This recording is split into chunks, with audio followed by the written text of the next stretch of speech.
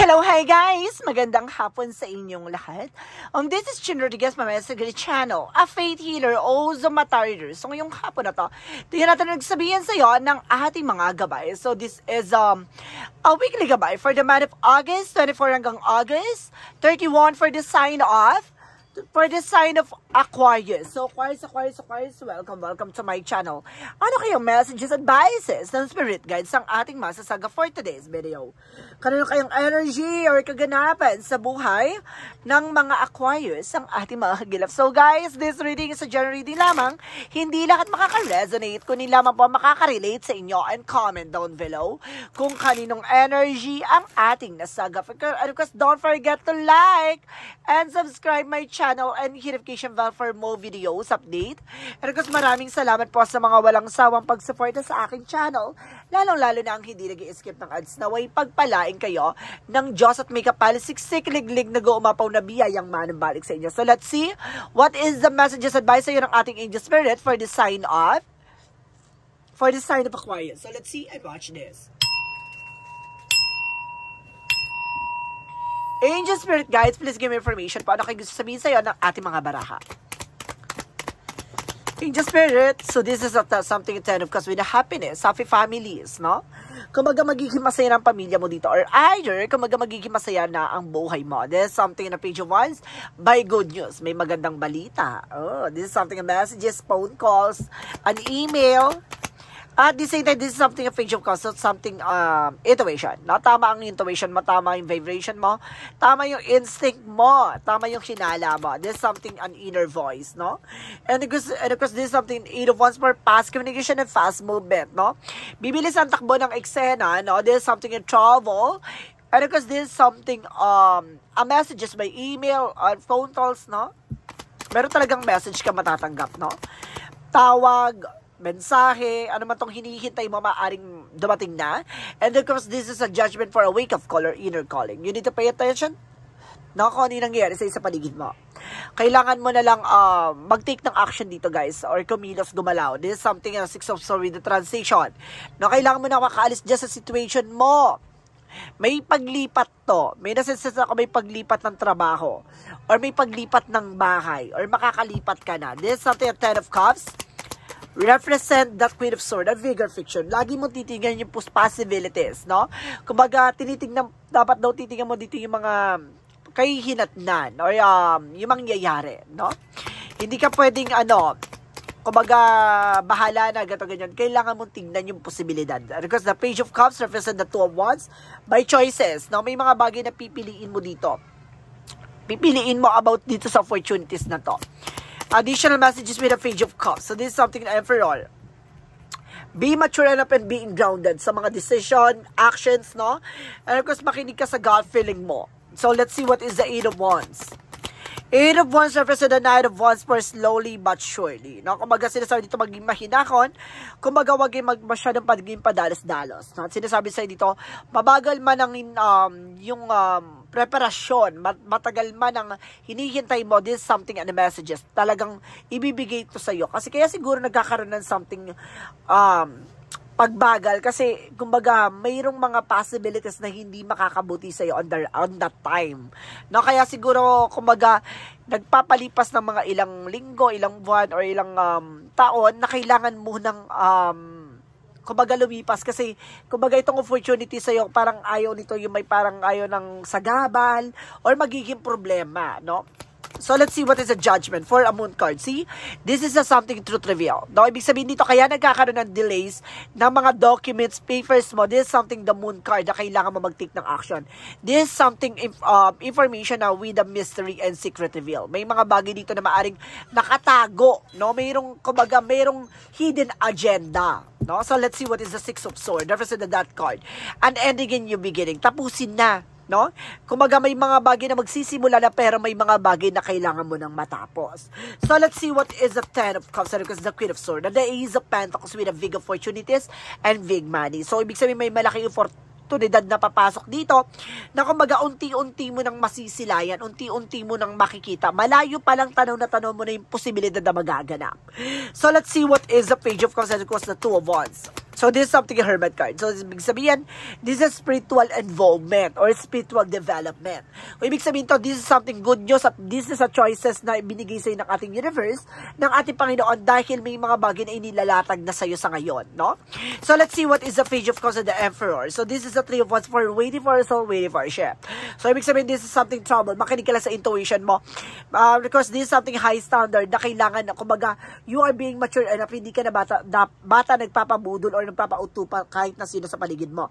May mga bagay dyan na kailangan na resilience, tahimik ka lang sa mga desisyon o gagawin mo action kasi may mga tao sa paligid mo na kumukuha ng informasyon para magkaroon ng delays or cancellation sa mga plano mo. This is something in Eight of Pentacles about sa trabaho, negosyo, hanap buhay mo, magkakaroon ng something improvement at development talaga dyan. At the same time, kailangan mo lang maging mahinahon, huwag kang maging padalos-dalos sa hinihintay mo kasi kumbaga kung gusto mo makaalis, huwag kang magmadali. No, kumbaga mamaya, kumbaga it's a scam. Mamaya, pagdating mo doon sa trabaho na pupunta ka with international, no? Mamaya, yun pala, bayad na pala yung pagtatrabahuhan mo ang nangyari, no? Wala ka pala sasahurin that time. Kumbaga, nagtatrabaho ko doon para sa wala. Ibig sabihin dito, nagkaroon dito ng illegal recruiter. So, mag-ingat kayo guys, ha? Mag-ingat kayo sa ganun. Meron ako nasa-sense na ganung eksena. So, let's see what is the Judgment and the Moon card. So, this is something the Wheel of Fortune with a good luck. No? This is something destiny is yours. Talagang papabor sa yung sitwasyon, iikot ang kapalaran, kaya maging maingat ka at maging mabusisi sa gagawin mong action, guys. So, let's see what is the Six of Swords in the Death card. Represent a Six of Wands. So, this is something a victory. Don't you worry, ipapanalo mo tong laban na to. At maaaring maging maganda ang takbo ng eksena dito dahil may mga bagay na ipapakita sa iyo bago pa mahuli ang lahat. So, ibig sabihin dito, makakakita ka ng angel's number, angel's signs, no, to make sure na this is something good for you. So, let's see what is the outcome. Ang pinaka-outcome for you is the Four of Cups, but just re-evaluate or analyze. Ito yung sinasabi ko kay Nina. Pag-isipan mo mabuti, hindi ka pwedeng padalos-dalos sa mga desisyon. This is something in the Seven of Cups, with of opportunities. Nandun na tayo sa mga oportunidad. This is something confusion. Guguluhin ka sa sistema, guguluhin ka sa eksena. Kaya kailangan maging maingat ka. Additional messages about sa career. So this is the Six of Cups. So this is something a past person or something a friend of yours, so family related, na mag-ingat ka pa rin. This is something as Five of Wands. So ibig sabihin may komplikasyon dito. Mamaya i-recruit ka or either i-offer ka dito ng friend mo or either ng iyong kaibigan, kamag-anak, mag-ingat pa din. No? Something Five of Wands, baka magkaroon ng komplikasyon. And the Empress card, will be the revert. No? Magkakaroon ka ng renewal. Magkakaroon ka ng bago simula dito. Additional messages about sa love life. Sa love life mo, this is the full card for a new beginning. Magkakaroon ka ng bago simula pagdating sa buhay, pag-ibig. Gamayan mo lang, huwag ka basta nagtitiwala. No, hindi ka pwede maging marupok at padalas-dalas. So, this is something a Seven of Swords. Baka maloko ka. No, baka one night stand or parang ano ka dito, parang mabilis ka makuha, gano'n, no? So, let's see what is additional messages. So, this is for Pentacles, protect your power, protect your energy. Maano ka dito, itong lalaking to, ha, itong tao, babaeng tong tao na to, maaaring lokohin ka pagdating din sa pera, no? Mag-ingat ka. So, let's see, guys, no, what is additional messages about dito sa health. So, this is a Five of Pentacles, Five of Cups. By disappointment and regret. Ito yung, kumaga, pagsisisi at panginginayang, yun yung magdudulot sa iyo with an anxieties, no? Kaya stress and depression. And this is a Nine of Pentacles with the security. Maging secure ka sa lahat ng eksena. Connected ang love life, career, and finances mo. So, just be aware, guys, ha? Kasi this is a big opportunity coming in for you. May malaki opportunity, pero kailangan mong gamay-gamayan, ha? Hindi pwede maging gusto mo na kasi gato-ganyan kaya nagmamadali ka. No! Kailangan mo munang i-evaluate or i-analyze lahat ng bagay o eksena, ha? Hindi pwedeng dahil gusto mo or pangarap mo, ilalaban mo kagad. Kailangan merong assurance, no?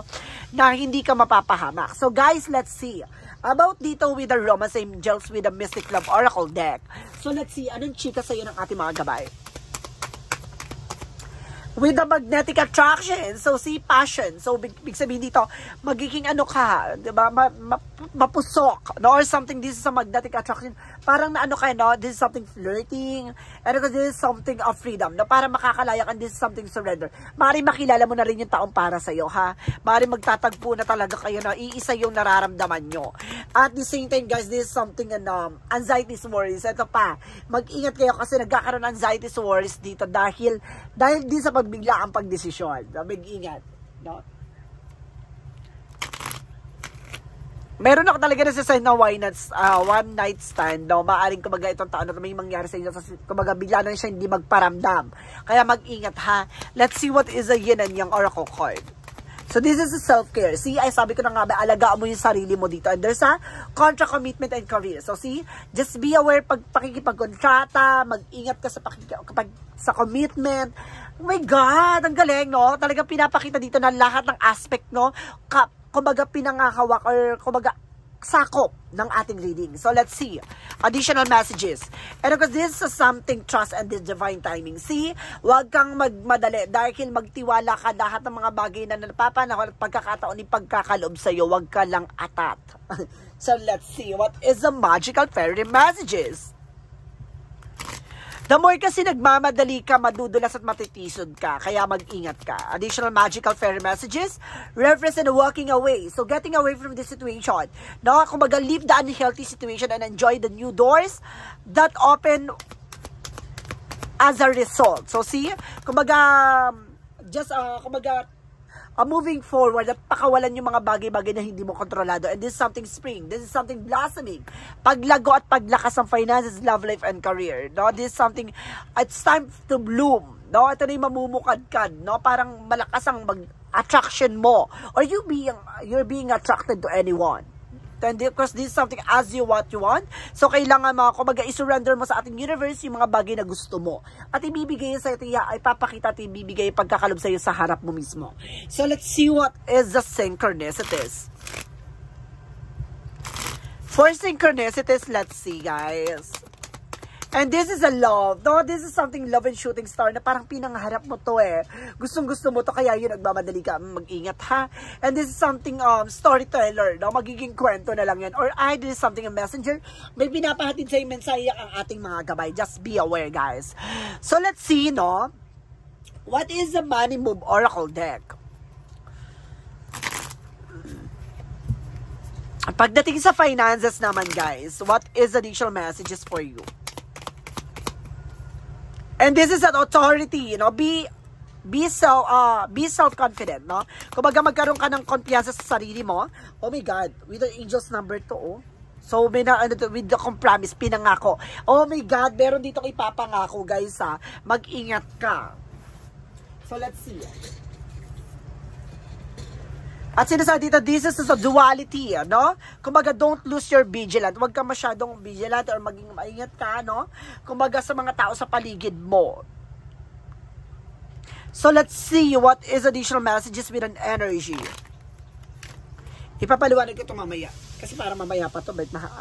So, let's see what is the energy. Energy represents yin and yang. Just keep yourself balanced. Kailangan mo maging balance.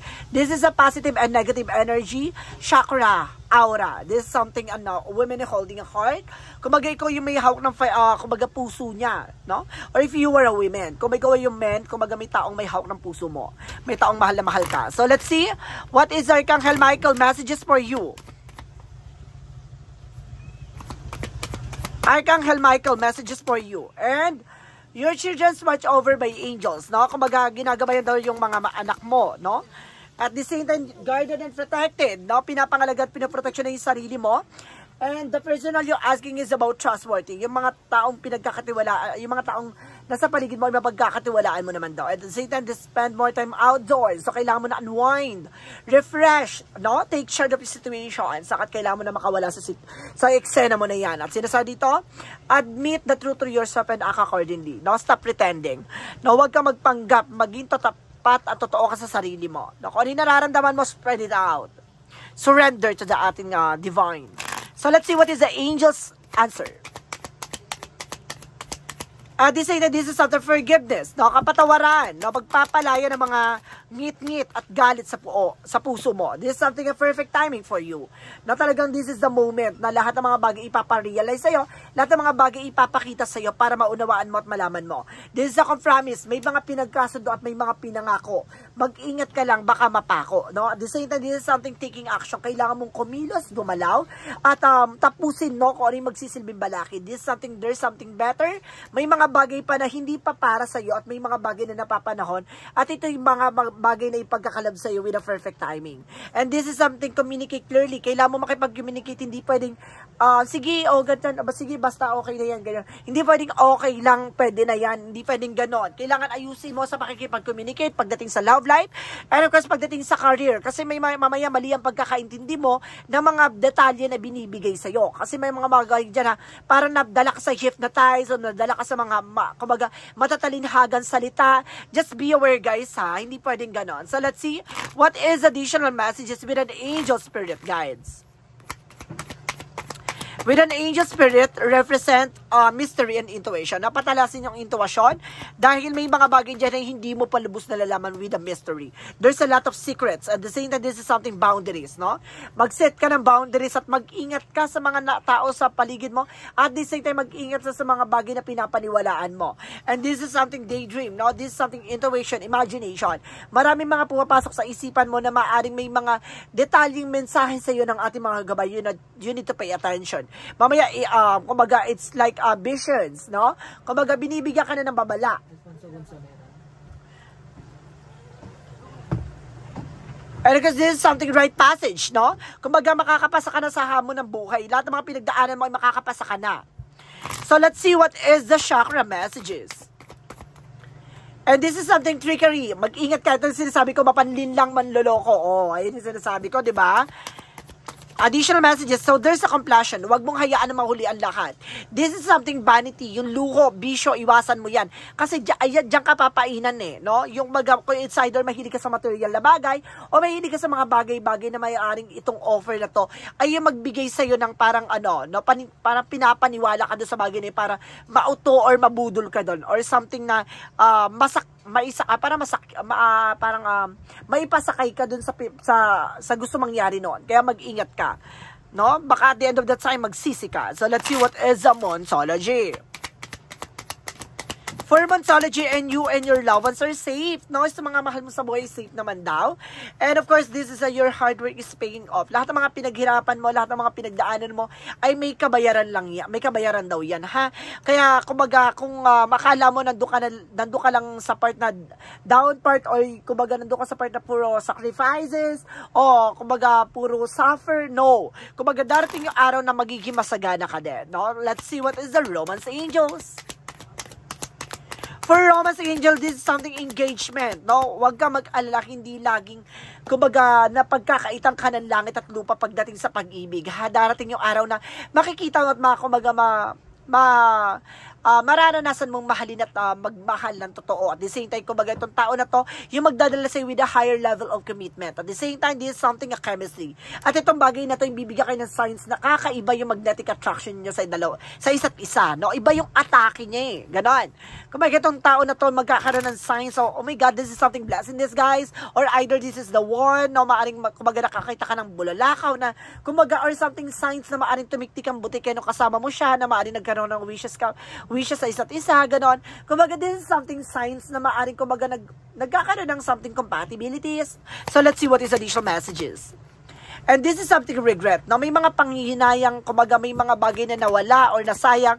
Kumbaga, it's an opportunity to appreciate things, no? Para matutunan mo, malaman mo ang kahalagahan ng mga bagay-bagay. At this is something growth. No? Magkakaroon ka ng growth and expansion and something awareness and consciousness, no?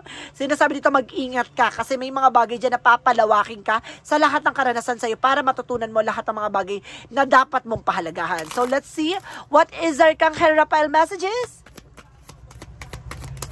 And because this is something, listen to your intuitive feelings. So, kailangan mo makinig sa intuition mo. Ibig sabihin dito, tumatalas ang intuition mo. Tumatalas ng yung vibration or instinct. This is something, call upon Archangel Raphael for health. So, kailangan mo ng tulong ng Archangel Raphael for healing.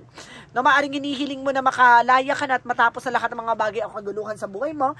So, this is something the transformation that, because this is something the end. No, maaring tatapusin na, mababago na.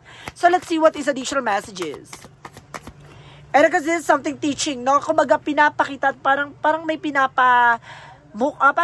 parang inanon matauhang ka, malaman mo ang kahalagahan ng mga bagay-bagay.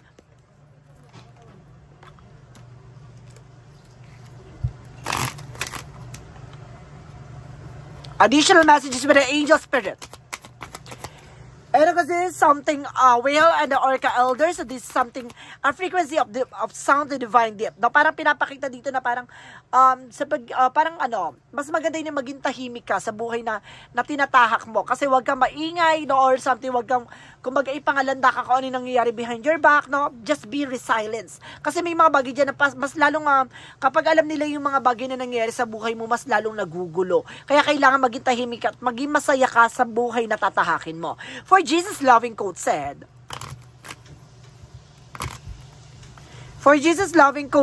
let's see,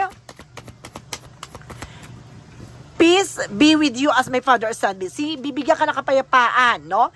Tulad ng ibinigay ng ating Panginoon sa atin at kumbaga tulad ng binigay din ng kapayapaan ng ating Ama na inilikha, no? This stated, there's a 0707 for angels number, conflamis, ito na nga, no? Ito yung pinangako sa iyo or may mga bagay na pinagkasunduan. Kaya mag-ingat ka sa mga pangako, ha? Baka mapako. Let go of what no longer serves you. Stop holding on the grudge, express your emotion and aim towards some promise where there lack of understanding. It's the best you just move on and the truth will set you free. No, the more na parang naniniwala ka sa pinangako sa iyo, no, kumbaga lumipas man ang panahon, naniniwala ka pa rin sa mga pinangako na yon. Kumbaga nakukulong ka lang sa mga sa nakaraan na kailangan mong pakawalan. So kailangan mong mag-move on, kailangan mong magpatuloy sa buhay na ibinigay or tatahakin mo pa. Kasi may mga bagay dyan na maaaring magdala sa iyo ng bagong simula, no? Yung mga pangako na yan, kumbaga free na lang yan, no? Kumbaga bonus na lang yan. Kung totoo pa rin, go, at least pinangakuan ka. So let's see what is additional messages with the messages of life.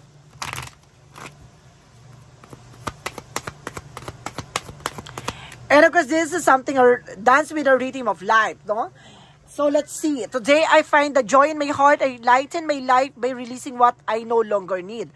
I align myself with who I am and gently acknowledge who I am not. I am grateful for what I possess and I am peace with what I do not. I appreciate and accept life as it is. I live according to the will of God. In this way, I dance with the life and see the magic of love bloom. So see, kumbaga the more na pinapakawalan mo, the more na pinapakawalan mo yung lungkot or yung mga nangyari sa'yo from the past, the more parang i-embrace sa'yo lahat ng mga bagay na magandang darating, no? Kumbaga, the more na ipapakita sa iyo yung kahulugan talaga ng buhay. This is something a mystery.